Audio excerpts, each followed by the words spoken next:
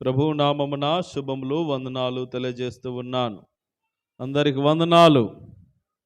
అందరు బాగున్నారా? దేవుని మహా గొప్ప కృపను బట్టి మరి యొక్క నూతన పరిశుద్ధ ఆదివారపు దినమున మనం అందరము దేవుని సముఖములో చేరి ఆ దైవ నామాన్ని స్మరిస్తూ స్తుతిస్తూ ఆరాధించుట నిజముగా మన జీవితాలకు ఎంతో గొప్ప ధన్యత, భాగ్యము. ప్రభునందు ప్రేమన దోంబిడ్లారా, ఈరోజున ఆదికాండం 24వ అధ్యాయము 21 నుండి మనము మరికొన్ని ప్రాముఖ్యమైన విషయాలు మనం నేర్చుకోబోతూ ఉన్నాం. నేను పోయిన ఆదివారంనే చెప్పాను. మొదటిగా మరి యొక్క 24వ అధ్యాయంలో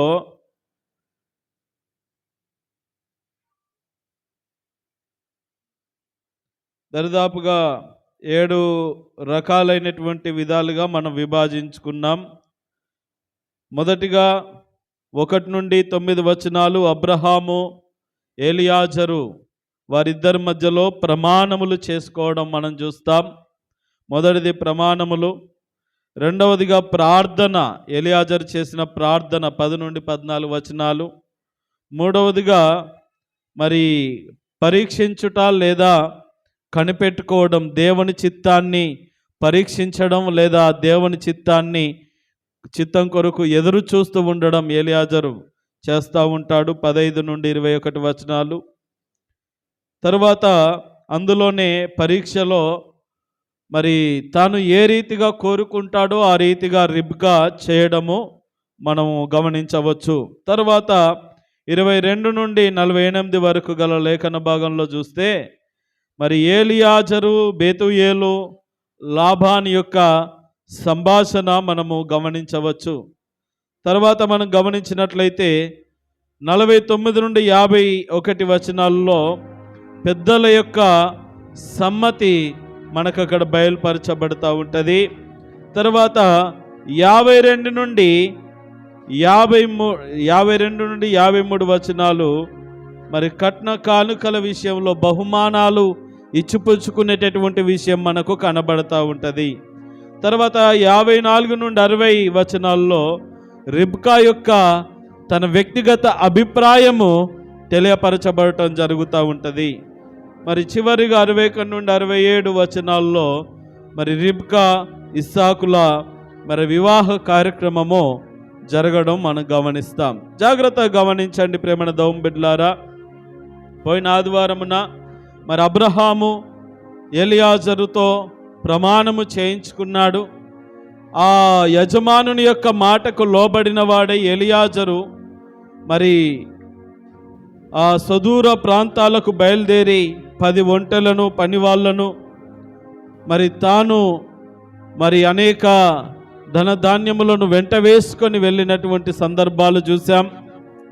చివరికి అబ్రహాము ఏ ప్రదేశము నుండి అమ్మాయిని తీసుకురావాలని కోరాడో ఆ ప్రదేశానికి చేరాడు. కానీ తన బంధువులెవరో, తనకు అయిన వారెవరో కాని వారెవరో తెలియనటువంటి పరిస్థితుల మధ్యలో చిక్కుకున్నాడు ఎలియాజరు.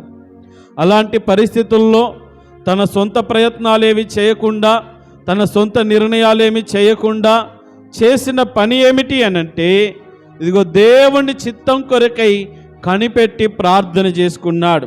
ప్రార్థనతో తన కార్యాన్ని ప్రారంభించాడు. దేవుడు మార్గము తెరిచాడు. ఇస్సాకుకు భార్యగా ఎవరిని దేవుడు నియమించాడో ఆ అమ్మాయినే తన కళ్ళ ముందు ప్రత్యక్షపరిచాడు. ప్రేమణ దోంబిడ్లారా, మరి ఆమెనా కాదా తెలుసుకోవడానికి తను మరి యొక్క ప్రయత్నము చేశాడు. నేను వచ్చిన వారందరినీ నీళ్ళు అడుగుతాను, నాకు దాహమునకు నీళ్ళిమ్మని. ఎవరిస్తారో నాకు మాత్రమే కాదు, నాతో పాటు ఉన్న పనివారలకు, ఆ 10 ఒంటలకు కూడా కడుపు నిండా నీళ్లు ఇచ్చేటటువంటి స్త్రీ, యవన బిడ్డ ఎవరైతే ఉన్నారో ఆమె మాత్రమే నా యజమానుని కుమారునికి భార్య అగునుగా కాని పలికి కనిపెట్టుకున్నప్పుడు అందరినీ నీళ్ళు అడిగారు. అందరూ కూడా నిరాకరించారు.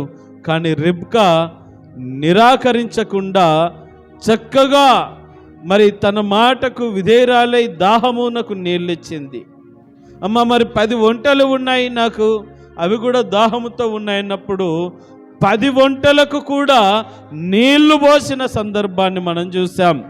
పోయిన వారం మీకు గుర్తు చేశాను, ఒక్క ఒంటె దరిదాపుగా 100 లీటర్ల నీళ్లు తాగుతుంది. అంటే మరి దాసులు ఒంటెలు అందరినీ కలుపుకుంటే ఒక 1100 లీటర్లు కూడా మరి ఆమె పోసి ఉండవచ్చు. సరే, ఒక 1000 లీటర్లు వేసుకోండి, 1000 లీటర్ల ట్యాంకు.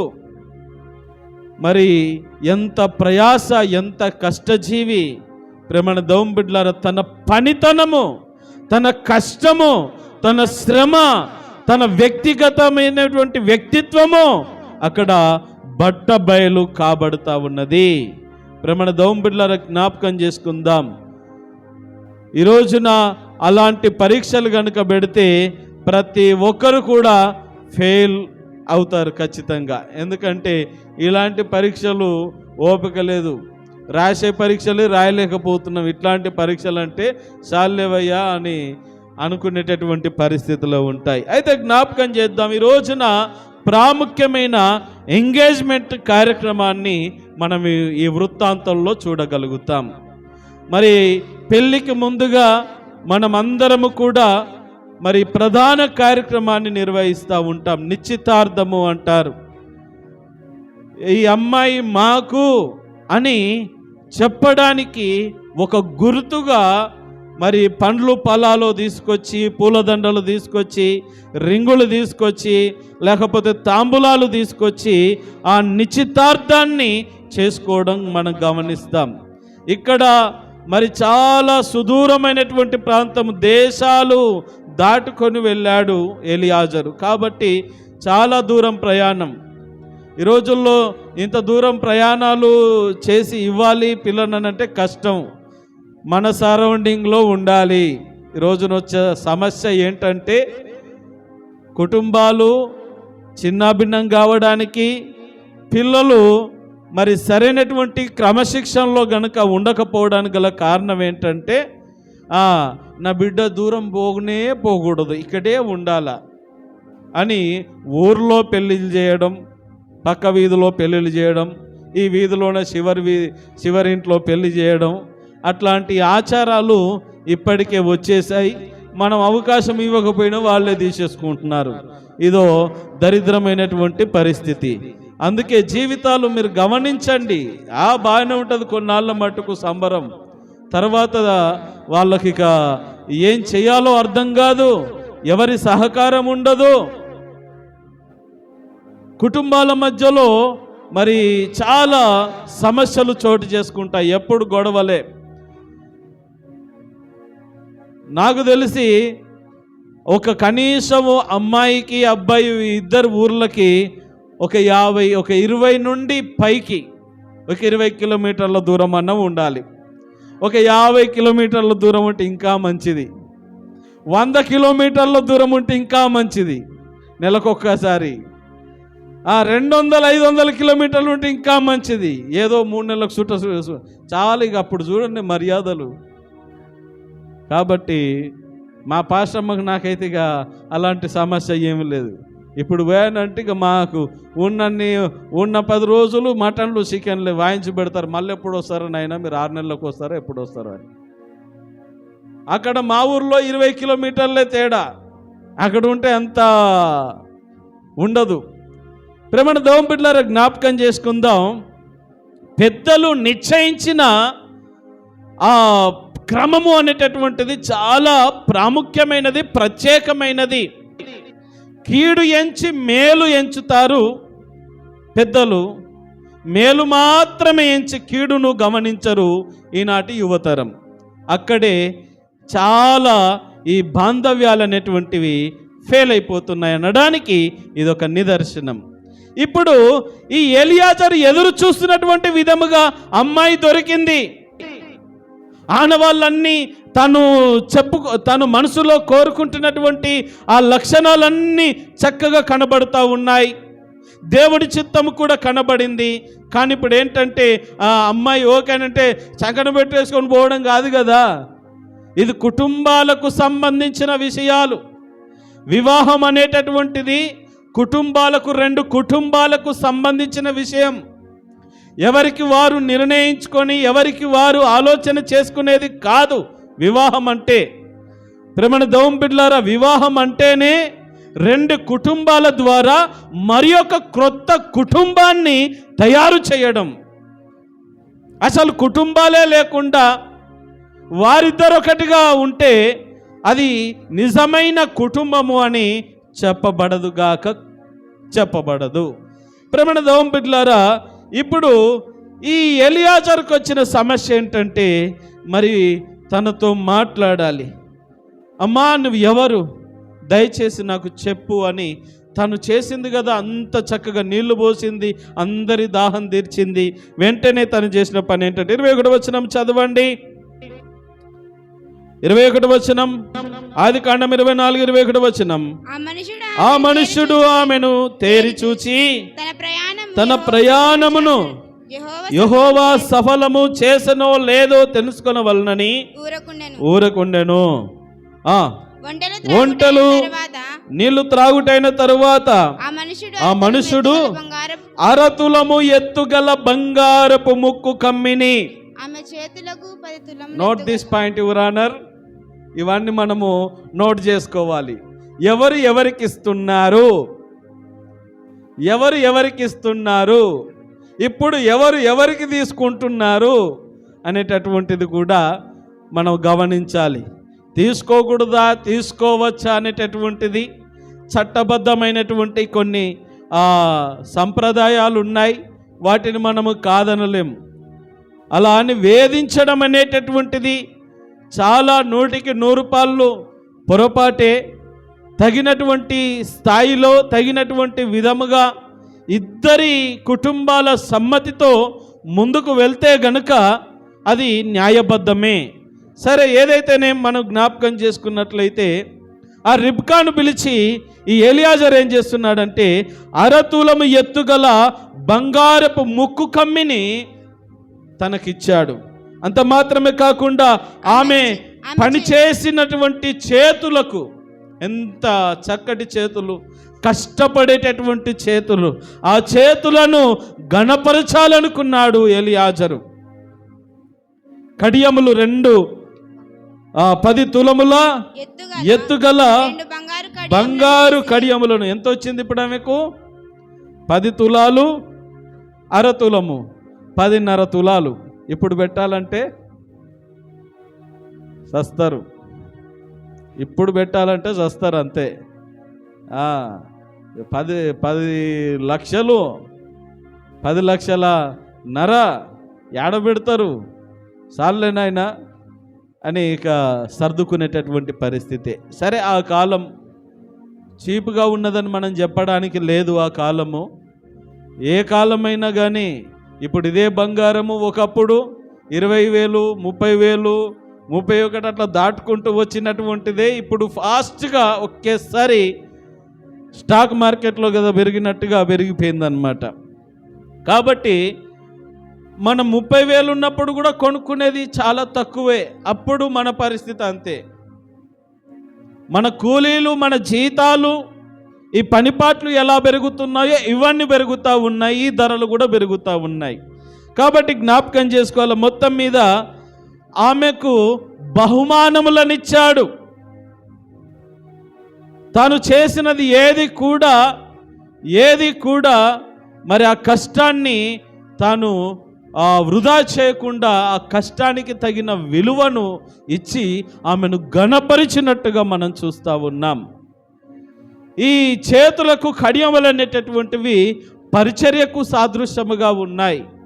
ఎవరైతే దేవుని కొరకు, దేవుని సన్నిధిలో కష్టపడి పనిచేసేటటువంటి పరిచర్య భారము కలిగిన వారు ఉన్నారో, ఈ రిబ్కా ఏ రీతిగానైతే తను సహాయం అడిగిన వారికి భారముతో పనిచేసేటటువంటి వ్యక్తిత్వం ఉన్నదో, అలాగున ఏ విశ్వాస అయితే, ఏ భక్తులైతే ఈ పరిచర్యలో దేవుని మందిరములో కానీ, సంఘము కొరకు కానీ, ఇచ్చుటలో కానీ, ఏదైనా పని చేయుటలో కానీ ముందు వరుసలో ఉండి ఈ పరిచర్య ధర్మము నిర్వర్తిస్తారో వారికి దేవుడు ఎంతో మేలు దాచి ఉంచుతాడంట. దేవునికి మహిమ కలుగును గాక. అవి బహుమానాలు తనకిచ్చి, అమ్మా ఎవరు నువ్వు, ఎవరు కుమార్తెవమ్మా, మీ ఇల్లు ఎక్కడా, ఒక్కసారి నాకు చెప్పవా? ఏమ్మా రిబ్కమ్మ, మా దగ్గర ఒక అబ్బాయి ఉన్నాడు, పెళ్లి చేసుకుంటావా అని అన్నాడా? అది రాంగ్. అలా అడగడం తప్పు. ఎక్కడికి వెళ్ళాలి? అది తల్లిదండ్రుల దగ్గరికి వెళ్ళాలి. అక్కడనే చెప్పి అక్కడనే వంట మీద ఎక్కించుకొని తీసుకెళ్ళలే ఎలియాజరు. ఆ క్రమాన్ని మనము జ్ఞాపకం చేసుకోవాలి. ఎవరి కుమార్తెవు, దయచేసి నాతో చెప్పుము, నీ తండ్రి ఇంట మేము ఈ రాత్రి బస చేయాలనుకుంటున్నాం, ఏమైనా చోటు దొరుకుతుందంటారా అని అడిగినప్పుడు అప్పుడు ఈ రిబ్కమ్మ చెప్తా ఉన్నది. అందుకు ఆమె, నేను నాహోరుకు మిల్కా కనిన కుమారుడగు బెతూయేలు కుమార్తెనెను, మరియు ఆమె మా యొద్ద చాలా గడ్డియు మేతయు రాత్రి బస చేయుటకు స్థలమున్నవనగా. దేవునికి మహిమ కలుగును గాక. హల్లెలూయా. ఇప్పుడు తన బంధువులలోనే సంబంధము దొరికింది. ఇది మేనరికం అని చెప్పడానికి వీలు లేదు, కానీ ఇక అలాంటి పరిస్థితే ఆ రోజుల్లో మరి జరిగినవి. ఇప్పుడు అబ్రహాము కూడా చెప్పాడు కదా, ఆమె నా చెల్లెలను మాట వాస్తవమే కానీ ఆమె నా తండ్రి కుమార్తెనే కానీ తల్లి కుమార్తె కాదు అంటాడు. అంటే ఒక్క తల్లికి పుట్టిన వాళ్ళము కాదు, కానీ తండ్రి ఒకడే అనేటటువంటి విషయాన్ని విశదీకరిస్తూ ఉంటాడు. తర్వాత ఇప్పుడు ఇస్సాకు కూడా, వీరిద్దరి బంధము కూడా మనము గమనిస్తే మరి అన్న చెల్లెల వరుసనే కలుస్తుంది. ఎందుకంటే నాహోరు ఎవరంటే అబ్రహాము యొక్క సహోదరుడు. నాహోరు కుమారునికి పుట్టిన కుమార్తె. అంటే ఒక విధంగా చెప్పాలంటే మనవరాలు వరుస అవుతుంది ఈయనకు. సరే, ఆ కాలంలో వరుసలు ఎలా ఉన్నాయో ఆ కాలంలో ఎలా ఉన్నాయో మనకు తెలియదు, కానీ ఆ రోజు అది జరిగింది వాళ్ళందరూ బాగానే ఉన్నారు. ఆ కాలం ఒప్పుకున్నది మనం ఇప్పుడు మేము ఒప్పుకోమన్నా మనం చేసేది ఏమి లేదు, దానికి తల వంచాల్సిందే. సరే, ఏదైతేనేం చక్కటి సంబంధం కుదిర్చబడింది. అబ్రహాము కోరిక కూడా అదే, నా బంధువులలో ఒక అమ్మాయిని తీసుకురా, ఇక్కడ పరిస్థితులు బాగలేవు, ఇక్కడ పద్ధతులు బాగలేవు, ఇక్కడ అమ్మాయి నాకు వద్దు, మా కుమారునికి ఇచ్చి పెళ్లి చేయకూడదని చెప్పాడు. అక్కడికి వెళ్ళాడు, దొరికింది. ఇప్పుడు నువ్వు ఎవరి కుమార్తెవని చెప్పినప్పుడు, ఇదిగో నేను బెతూయేలు కుమార్తెను, మా యొద్ద చాలా గడ్డి ఉన్నది, మేత ఉన్నది, రాత్రి బస చేయడానికి స్థలం ఉన్నదని ఆమె చెప్పినప్పుడు మరి ఆమె వెంట వెళ్ళాడు. ఈ 10 ఒంటెలను తీసుకొని వెళ్ళి ఎలియాజరు ఆమె వెంట వెళ్ళాడు. ఇంటికి వెళ్ళి మరి వెళ్తుండగా ఆయన కంటే ముందుగా ఈ రిబ్కా పరిగెత్తుకుంటూ వెళ్ళి తన తల్లిదండ్రులకు విషయమంతా చెప్పింది.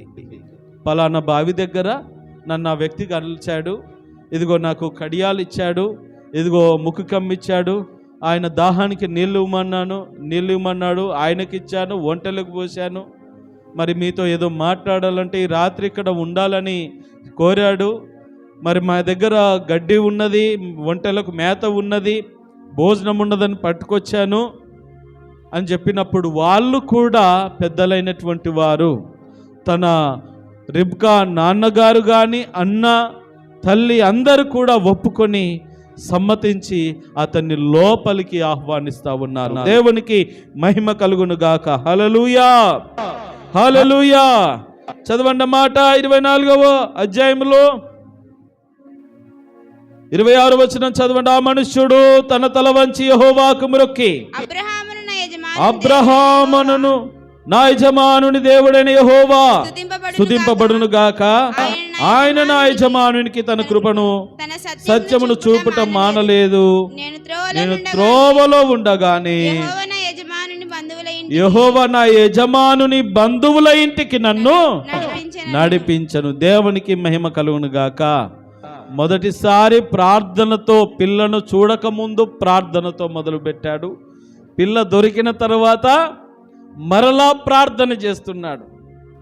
ప్రేమణ దేవుని బిడ్డలారా, ఏ వివాహ బంధమైతే, ఏ ఇరువురు యవన బిడ్డలైతే ఈ ప్రార్థన ద్వారా ముడివేయబడతారో ఆ బంధము చిరకాలం నిలుస్తుంది అనే విషయాన్ని మనము జ్ఞాపకం చేసుకోవాలి. ప్రేమణ దేవుని బిడ్డలారా, మొత్తం మీద అక్కడికి తీసుకొని వెళ్ళారు. ఆ చిన్నది పరిగెత్తుకొని పోయి ఈ మాటలు తన తల్లి ఇంటి వారికి తెలిపెను.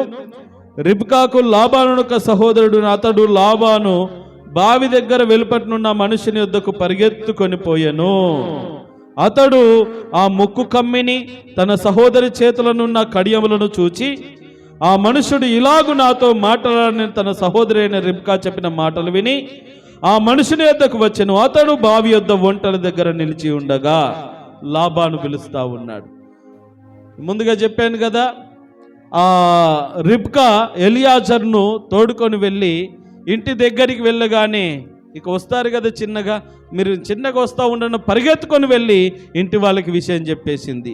మన దగ్గరికి బంధువులు వస్తూ ఉన్నారు, ఇలా ఇలా ఇలా జరిగింది అక్కడని సీన్లంతా వివరించి చెప్పేసరికి ఈ అన్న తన చెల్లెలికి కడియాలు తొడగడం, ఆ ముక్కు కమ్మి చూసి ఆయన దగ్గరికి వెళ్ళి ఎదుర్కొని అంటున్నటువంటి మాట ఏమిటంటే, యెహోవా వలన, మాట అందరు కలిసి చదవండి, యెహోవా వలన ఆశీర్వదింపబడిన వాడా లోపలికి రమ్ము, నీవు బయట నిలువనేలా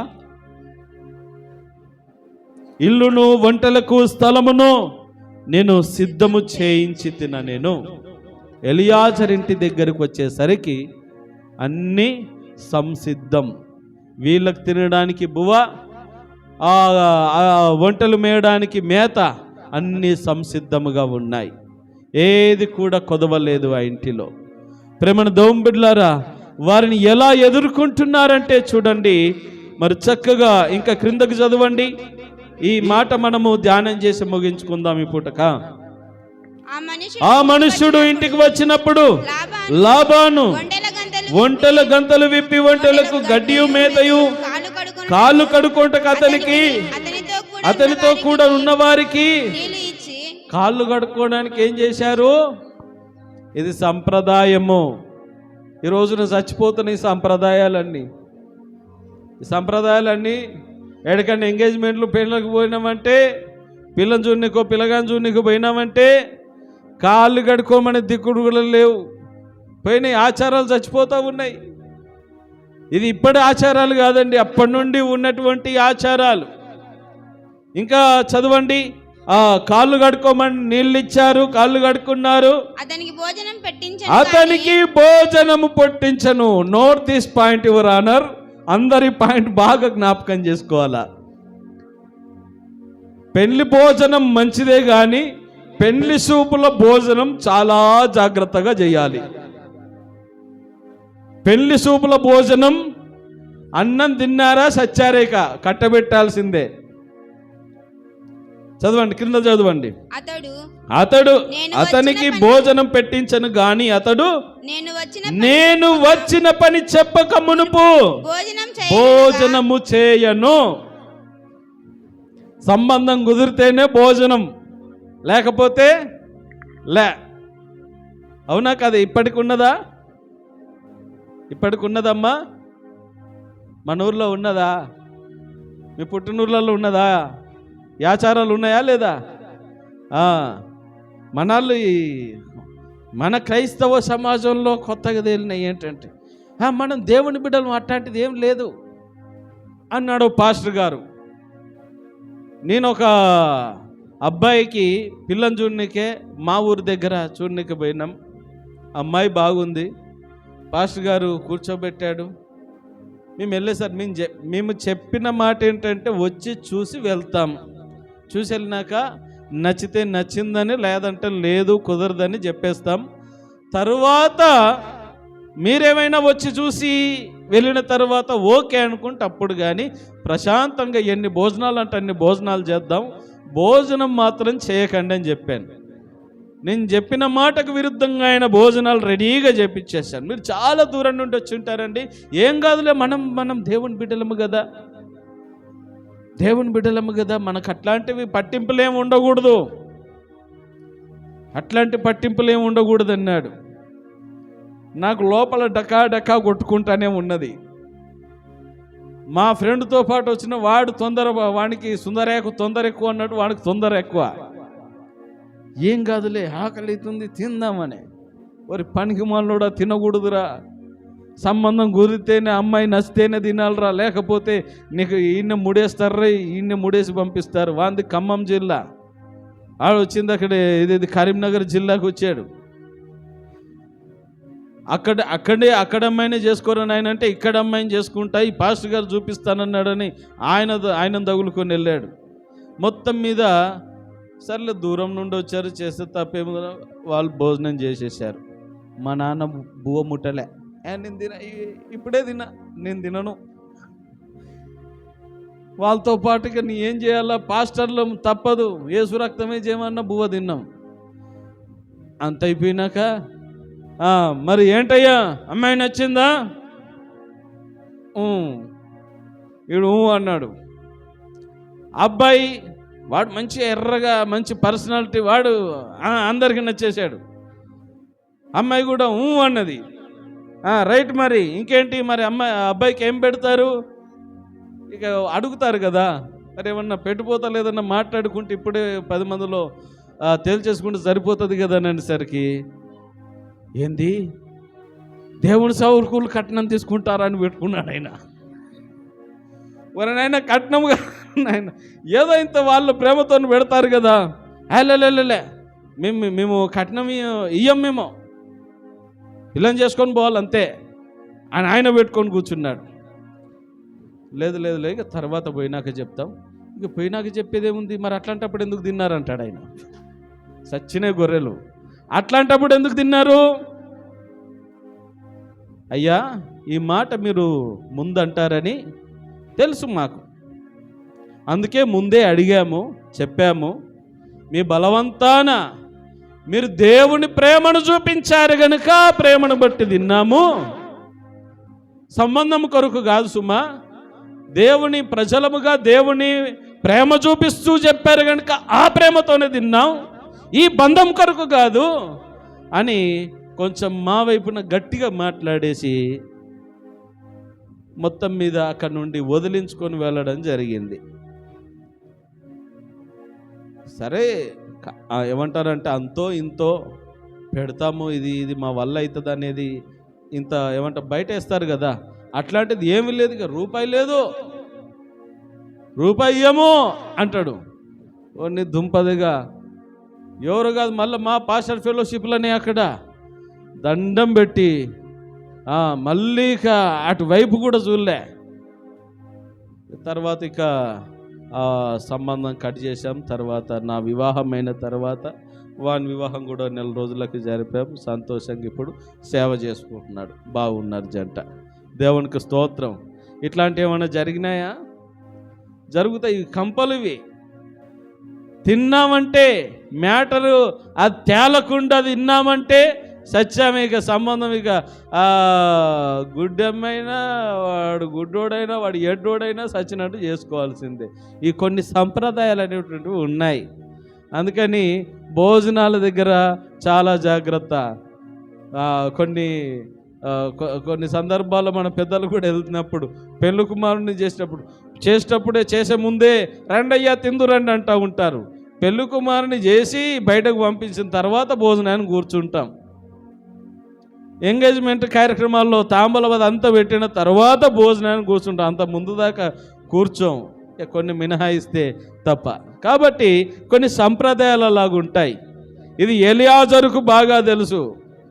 ఆయన వచ్చింది మామూలు సుట్టరికానికి రాలేదు, ఒక అతిథిగా రాలేడు, ఒక పని మీద వచ్చాడు. అయ్యా నేను వచ్చిన పని చెప్పకుండా నిన్ను భోజనం ముట్టుకోను అంటే ఏంటో చెప్పయ్యా. ఇదిగో నా యజమానుడు అబ్రహాము, అతడు మీ బంధువే కదా. అవునవును, నేను అతని దాసున్నయ్యా. ఇదిగో అతని కుమారుడు ఉన్నాడు, మరి 30 సంవత్సరాల ఈడు కలిగినటువంటి వాడు, అతనికి మరి వివాహము చేయాలని కోరుకున్నాడు. ఈ ఇస్సాకు వయసు ఎంత అంటే 25వ అధ్యాయం 20వ వచనం ఒకసారి చదవండి. ఇస్సాకు పద్దనరాములో నివసించుచు సిరియావాడైన బెతూయేలు కుమార్తెయును సిరియావాడైన లాబాను సహోదరి అయిన రిబ్కాను పెళ్లి చేసుకున్నప్పుడు 40 సంవత్సరాలు గలవాడు. ఎన్ని సంవత్సరాలు ఉన్నాయి ఇప్పుడు? రిబ్కాను వివాహం చేసుకున్నప్పుడు ఇస్సాకుకు 40 సంవత్సరాలు. పై మీదకి ఇప్పుడు 20 సంవత్సరాలు ఉరుకులాట. సుందరేకు తొందరెక్కువ. సుందరమ్మలు కూడా ఉన్నారు. సుందరేలు ఏమున్నాయి, సుందరమ్మలే. ఎవరికెవరు తగ్గేదే లేదు అని. సరే, ఏదైతేనే మొత్తం మీద భోజనం చేయనయ్యా. ఇదిగో అతనికి కుమారునికి మంచి అమ్మాయిని చూడాలని ఇక్కడికి పంపించాడు. మరి ఇక్కడికి కొత్త ప్రాంతానికి వచ్చాను, ఏం చేయాలో నాకు తెలియదు. నేను ప్రార్థన చేసుకున్నానండి, ఆ బావి దగ్గరికి వచ్చి నేను ప్రార్థన చేసుకున్నాను. దేవా, నేను వచ్చిన ప్రతి అమ్మాయిని నేను నీళ్ళు అడుగుతాను. నాకు నా వంటలకు ఎవరైతే దాహానికి నీళ్ళు ఇస్తారో వాళ్ళే నా యజమానుని కుమారునికి భార్య అని నేను నిర్ణయించుకుంటాను. ఆ విషయంలో కూడా నీ చిత్తాన్ని నువ్వు కనుపరచాలని ప్రార్థన చేసుకున్నాను. అలా అందరిని అడిగాను, ఎవరు ఇవ్వలేదు, కానీ మీ అమ్మాయి ఇచ్చిందండి. చాలా మంచి అమ్మాయి, చాలా చక్కగా ప్రయాసపడి ఓపికతో నాకు నీళ్ళిచ్చి, మా పని వాళ్ళకు నీళ్ళిచ్చి, మా వంటలకు నీళ్లు చేదిపోసిందయ్యా. చాలా మంచి కుటుంబాన్ని నేను కలుసుకున్నాను. తీరా ఎవరమ్మా నేను అడిగాను మీ అమ్మాయిని. అప్పుడు నేను ఇదిగో పలానా బెతూయేలు కుమార్తెను, లాబాను అను యొక్క సహోదరిని చెప్పింది. మరి ఈ రీతిగా మిమ్మల్ని కలుసుకోవడం జరిగింది. ఇది సంగతి. మరి ఇప్పుడు మీరేమంటారు చెప్పండి.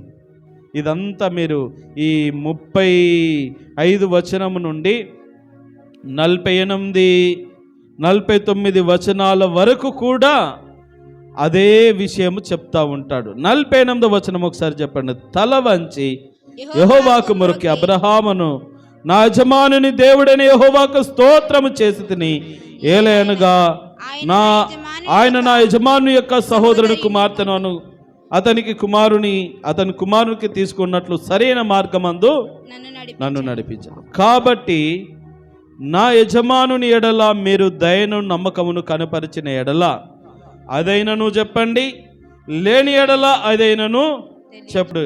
అప్పుడు నేను ఎటు పోవలను అటు పోయేదనగా. అయ్యా, ఇది సంగతి. ఇస్సాకుకు భార్యను వెతకడానికి నేను వచ్చాను. నా యజమానుడు నాతో ఒట్టు వేయించుకున్నాడు. నేను దేవుణ్ణి ఏదైతే ప్రార్థన చేశాడో అలాగే తన బంధువుల ఇంటికే నడిపించారు. మరి ఇది మీకు మీ కుటుంబాలకు సంబంధించిన విషయం. నేను పనివాడినే కాబట్టి మరి ఇస్సాకుకు మీ అమ్మాయినిచ్చి వివాహం చేయడం మీకు ఇష్టమైతే అదైనా చెప్పండి. ఇష్టమైతే ఇష్టమని చెప్పండి, లేకపోతే లేదని చెప్పండి. మీరు చెప్పిన తీర్మానాన్ని బట్టి నేను ఒకవేళ లేదు అంటే వెళ్ళిపోతాను, లేదంటే ఎక్కడ ఏ చేయాల్సి ఉంటే అది చేస్తాను, నా ప్రయత్నం నాది, మీరు చెప్పండి అన్నప్పుడు అప్పుడు లాబాన్ అన్నటువంటి మాట, రైట్, బెతూయేలును, ఇది యెహోవా వలన కలిగిన కార్యము, మేమైతే అవునని గాని కాదని గాని చెప్పజాలము. దేవునికి మహిమ కలుగునుగాక. ఇప్పుడు తండ్రి కొడుకులు ఇద్దరు కూడా బెతూయేలు లాబాను అంటున్న మాట ఏంటంటే, అయ్యా ఇది యెహోవా వలన కలిగిన కార్యం. నువ్వే చెప్పావు కదా, ప్రార్థనాపూర్వకంగా వెతికానన్నావు, దేవుడే నీకు చూపించాడన్నావు. ఇంకా ఈ విషయంలో మేం చెప్పేది ఏమున్నదయ్యా? మనం అనుకుంటూ అవుతుందంతా దేవుని చిత్తము కాబట్టే మా ఊరు వెతుక్కుంటూ మా ఇల్లు వెతుక్కుంటూ మా అమ్మాయిని వెతుక్కుంటూ అంత దూరం నుండి ప్రయాణం చేసుకుంటూ వచ్చావు. ఇంకా మేము చెప్పేది ఏమున్నదయ్యా? మేము కాదంటే కాకుండా పోతుందా? దేవునికి స్తోత్రం. మేము అవునని కానీ కాదని కానీ ఏ విషయంలో దేవుని చిత్తము జరిగినప్పుడు, దేవుని ఏర్పాటులో ఉన్నప్పుడు మనం అవునని చెప్పకూడదు, కాదని. దేవునికి స్తోత్రం. జరుగుతూ ఉంటుంది. అవునని కానీ కాదని కానీ మేము చెప్పజాలము.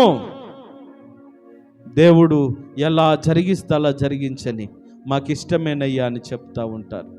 ఆ రీతిగా ఆ సంబంధము బలపడింది. దేవునికి మహిమ కలుగును గాక. హల్లెలూయా. మొత్తం మీద పెండ్లి చూపులకు ఊరికి వెళ్ళాము. పిల్ల ఇల్లు కనుక్కున్నాము, ఇంటిలోనికి వెళ్ళాము. పెళ్లి చూపులు జరుగుతూ ఉన్నాయి. ఇప్పుడు ఇదేంటంటే పూర్వకాల పెళ్లి చూపులు. ఇప్పుడు అమ్మాయిని అబ్బాయిని ముందు కూర్చుండబెట్టి చూయించుకొని, చూడండి అమ్మ ఒకసారి అంటే ఇట్టా చూడనట్టే చూసి, ఏం తెలియనట్టుగా ఎంతో సిగ్గుపడుతున్నట్టుగా నటించి ఇట్లా చూసేసి, నేను ఒకటేసారి చూశాను, నేను 2 సార్లు చూశాను అని మాయ మాటలు చెప్పి బొంకి, ఆహా ఏమి చిత్రము, ఏమి కాలము, ఏమి కాలం ఇది కదండి. చాలా విచిత్రమైన సంప్రదాయాలతో కూడినటువంటి పరిస్థితులు ఉన్నాయి. సరే, ఏదైతేనేం. మరి ఇప్పుడు మా అబ్బాయి, మీ ఫోటో ఏదయ్యా? ఫోటో ఉందా ఇస్సాకుది? ఇస్సాకు ఫోటో ఉన్నదా? ఇస్సాకు తెలిసి అమ్మాయి ఫోటో ఇస్సాకు దగ్గర ఉన్నదా? అక్కడ అబ్బాయి ఉన్నాడు. నేను పెళ్లి చూపులు చూడడానికి వచ్చాను, నాతో పంపిస్తారంటే తీసుకెళ్ళండి అన్నారు. ఆ నమ్మకము చూడండి. ఆ కుటుంబాల మధ్యలో, 2 కుటుంబాల మధ్యలో ఏముండాలంటే నమ్మకం ఉండాలి. దేవునికి మహిమ కలుగును గాక. హల్లెలూయా. నమ్మకం ఉండాలి. ఆ నమ్మకము ఈ 2 కుటుంబాల మధ్యలో స్థిరపరచబడింది. అందుకే మేము అవునని కానీ కాదని కానీ చెప్పజాలము. ఇది దేవుని చిత్తము గనుక దేవుని చిత్తానుసారముగా జరిగించండి. మాకిష్టమేనయ్యా, ఇస్సాకుకు భార్యగా మా అమ్మాయిని పంపించడం మాకిష్టమైన వాళ్ళు ఒప్పుకొని వారి సమ్మతిని తెలియపరిచిన తర్వాత అప్పుడు భోజనం తింటాడు ఎలియాజర్. అప్పటి వరకు నో బువ్వ, నో కూర, నో రొట్టె.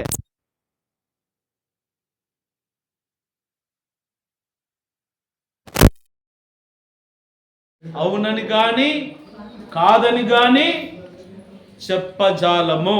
ఎందుకంటే ఎవరిని ఎలా దేవుడు ముడిపెడతాడో, ఎవరిని ఏ బంధాన్ని ఎలా కలుపుతాడో అది దేవునికి తెలుసు. కాబట్టి మనం జ్ఞాపకం చేసుకోవాలి, మనమందరం కూడా దేవుని చిత్తానికి లోబడవలసిన వారమై ఉన్నాం. అట్టి స్థితిగతులను దేవుడు మీకెల్లరికి అనుగ్రహించి నడిపించును గాక. ఆమేన్. అసలైన ప్రధాన కార్యక్రమం వచ్చే వారమున చెప్పుకొని ముగించుకుందాం. అందరూ కూడా తలలు వచ్చి కళ్ళు మూసుకుంటున్నారు.